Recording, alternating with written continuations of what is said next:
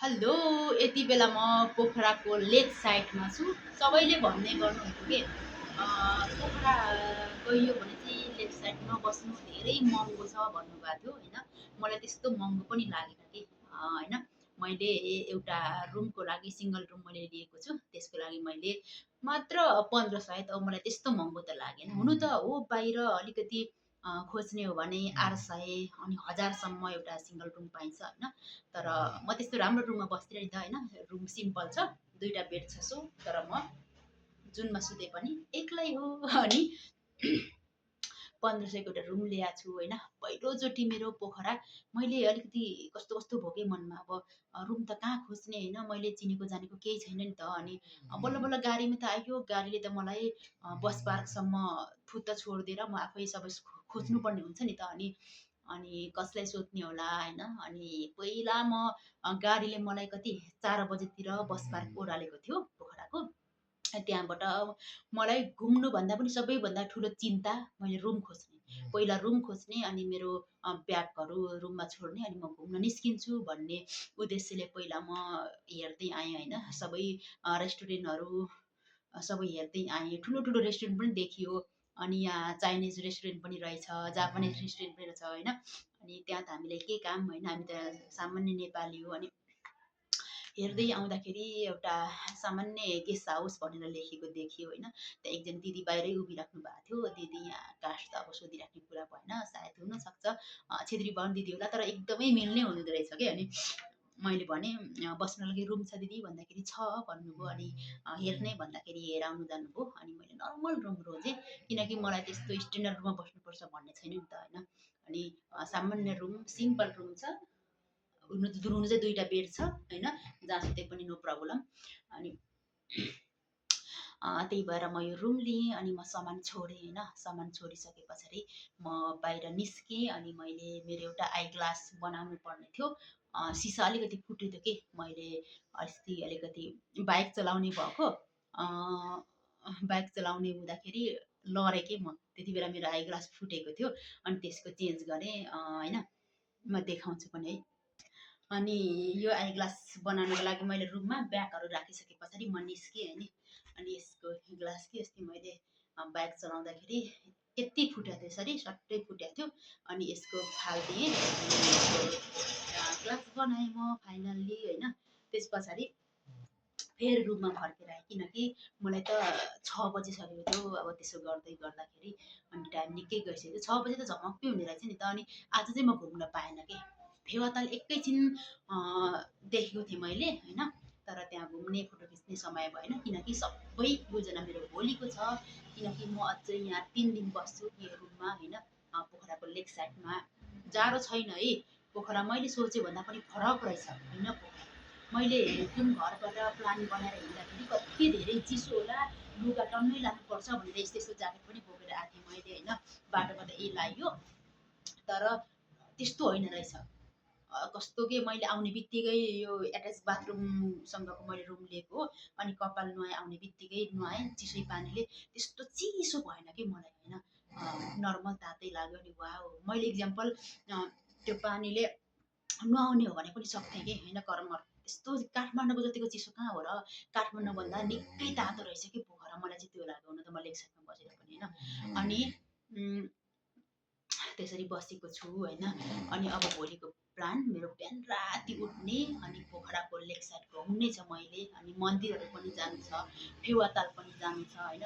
पोखरामा जति त झल्किने जति त राम्रो ठाउँहरू छ सबै भ्याउँछु म 3 दिनभित्रमा, त्यसपछि मात्रै फर्किन्छु।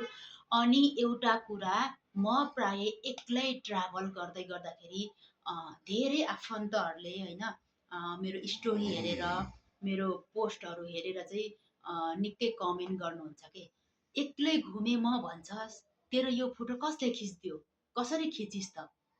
किनकि म सबै सिङ्गल आफू उभिरहेको फोटो खिचेको हुन्छु चट्ट। अनि एक्लै घुमेको भन्छस्, त्यो फोटो चाहिँ कसले खिचिदियो तँलाई भन्नुहुन्छ कि।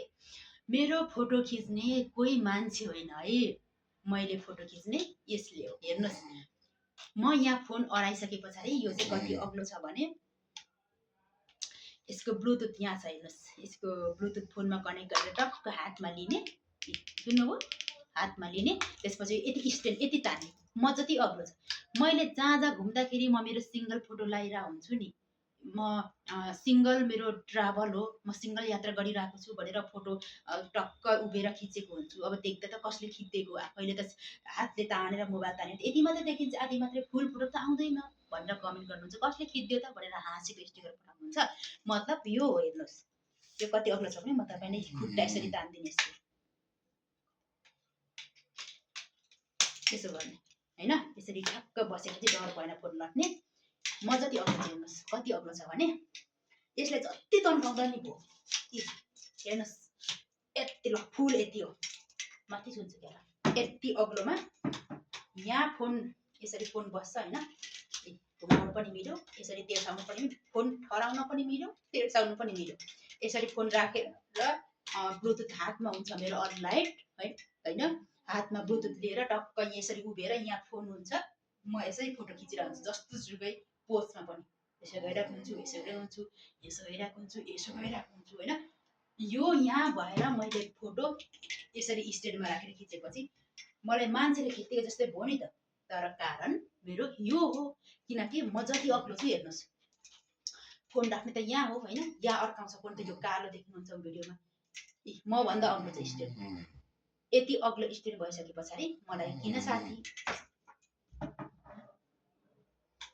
त्यही भएर म एक्लै यात्रा गर्दा पनि म किन यो देखाइरहेँ भन्नुको कारण चाहिँ, म यसरी हिँड्दा पनि मैले विभिन्न तरिकाले फोटो खिचिराख्दाखेरि एक्लै हिँडेको चाहिँ भन्छस् होइन, तर तेरो फोटो चाहिँ कसले खिचिदियो त त्यहाँ उभिरहेको बसिरहेको भन्नुहुन्छ कि, त्यही भएर म देखाएको। यो धेरै मैले महँगो हो नि त, महँगो भएपछि सामानहरू राम्रै आउँछ, मैले यसरी लिएको हो होइन। अरू बेला अब हातले सेल्फी तान्ने हो भने यो ट्याक्क यहाँ बस्छ, यसको ब्लुटुथ फोनसँग कनेक्ट गरिन्छ होइन, अनि यसरी यहाँ बस्छ, अनि अरू बेला यसलाई यसरी झिकेर हातमा लिएर स्ट्यान्ड यहाँ राखेर ऊ पर गएर फोटो लिनु सकिन्छ, कारण त्यो हो होइन। त्यही भएर म यो बुझाएको, मलाई स्ट्यान्ड स्ट्रिक भएपछि साथी चाहिँदैन कि। अब यो होइन भने मलाई मेरो मैले मोबाइल यतिको समय र यति तान्नलाई त मलाई आधी मात्र आउँछ होइन, हात मात्रै, पुरै फोटो खिच्नुको लागि त मैले मान्छेले लिइदिनु न फोटो भन्नुपर्ने अवस्था हुन्छ नि त। तर यो स्ट्यान्ड भइसके पछाडि यो फेरि हो जो छैन नि त, म भन्दा अग्लो छ नि त, अलिकति एक भित्ता अग्लो होला म जति, यो तान्यो भने होइन यो। अनि यसरी भएपछि ब्लुटुथ कनेक्ट हुन्छ, जति मिनटमा टाइम राखेर गर्दा हुन्छ, टाइम नराखी गर्दा पनि हुन्छ। यसले गर्दा मैले जस्तो भिडियो पनि बसिरहेको, सुतिरहेको, हिँडिरहेको होइन, जस्तो पनि भिडियो बनाइरहेको हुन्छु, कारण है यही देखाउनलाई मैले आज म पोखरा आएको छु। तपाईँले सोच्नुहुन्छ होला म चिन्दै नचिनेको ठाउँ मलाई गाडीले लोकेसनमा ल्याइ पुऱ्यायो नि त, मैले यो बाटो यता जान्छ भन्नु परेन, पोखरासम्म गाडीले ल्याउँछ, त्योदेखि घुम्ने कहाँ कहाँ जाने के गर्ने त यो त मेरो जिम्मा हो। मैले मान्छेलाई सोधेर पनि फलाना ठाउँ कहाँ छ होइन, जुन फेवाताल कहाँ पर्छ, फेवाताल जानको लागि म कुन बाटो जानु भनेर सोधेर पनि जान पुग्छु। र भोलिको मेरो सम्पूर्ण भिडियो युट्युबमा आउनेछ, सम्पूर्णले हेरिदिनु होला है।